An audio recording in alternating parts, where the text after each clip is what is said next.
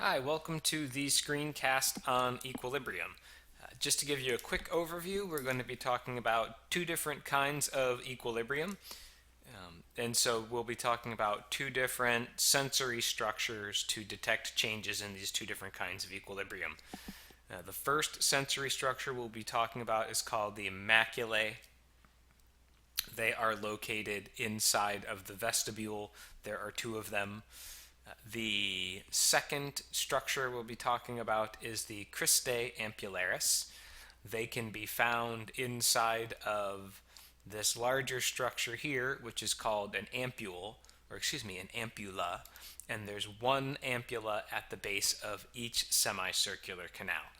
So we're going to have the macula in our vestibule and the cristae ampullaris located in each of your three semicircular canals. First up is the macula.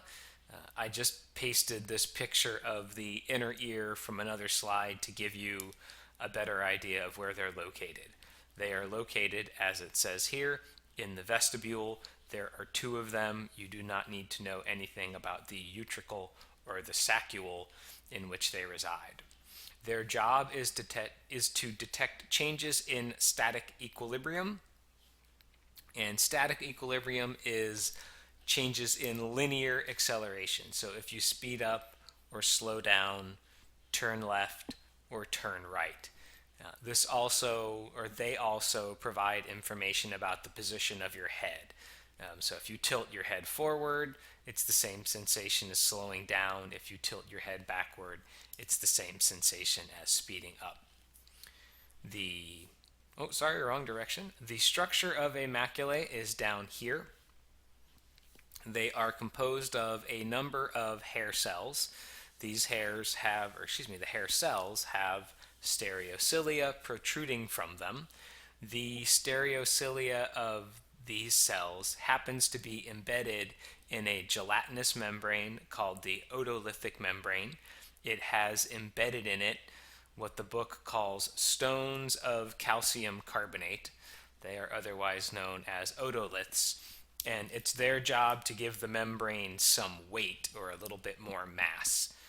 I'm going to read over the text on this slide while we all look at the picture, and then the picture will help us make sense of how the maculae actually work. So the way they work is that if you are at a constant velocity, either a constant velocity of 0 sitting at a stoplight or 70 miles an hour with the cruise control on, either way, constant speed equals constant stream of neurotransmitter. Say, for instance, you're sitting at the light and then you accelerate. You are going to move forward. The otolithic membrane is not really attached to anything. It's just resting on top of these hair cells. So when the hair cells move forward along with you and your ear, the otolithic membrane slides backwards. When it slides back, it bends the hair cells. That causes a change in the neurotransmitter release rate. Let's say, just for the sake of argument, that if you speed up, the neurotransmitter release rate increases. Then you're traveling down the highway, steady 70 miles an hour, and you come to a toll booth because you're on the parkway. Too bad for you. You have to slow down. Your ear slows down with you. The otolithic membrane slides forward. Now the hairs are bent in the opposite direction. So if speeding up caused an increase in neurotransmitter release rate, slowing down is going to cause a decrease in neurotransmitter release rate. And then turning left and right would work the same way. If you turn in one direction, the hair cells release more neurotransmitter. If you turn in the opposite direction, your hair cells will release less neurotransmitter. So that is the maculae. Next up is the cristae ampullaris. These detect changes in what is called dynamic equilibrium, or the velocity at which you are rotating. There are three different axes around which you can rotate. If you think about it, you can stand in place and just twirl around. That would be one axis. You could do a cartwheel, or you could do a front flip or a back flip. So 3 different axes of rotation means you have 3 different semicircular canals with a cristae ampullaris associated with each one to detect changes in rotation around that axis. So I'm going to continue to work off the text of the last page while everybody looks at this figure here.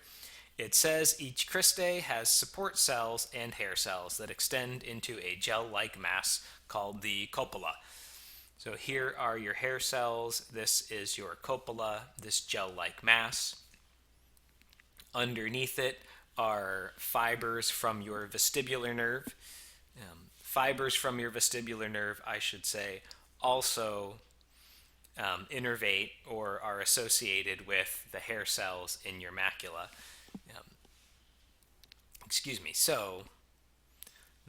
So you've got one of these at the base of each of your 1, 2, 3 semicircular canals.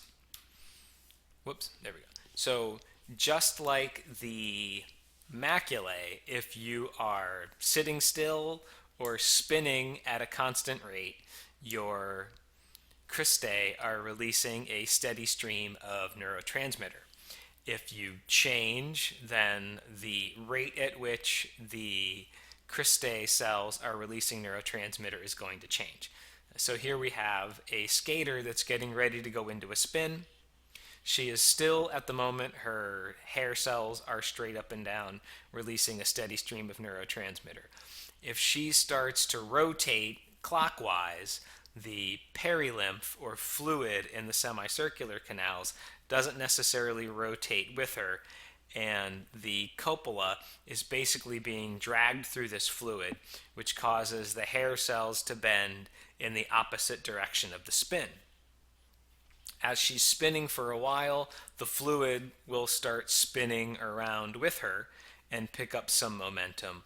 When she then stops spinning, her ear stops spinning, but the fluid in the semicircular canal keeps spinning, and that pushes the hair cells in the opposite direction, which is going to cause the opposite change in neurotransmitter release rate as going into the spin.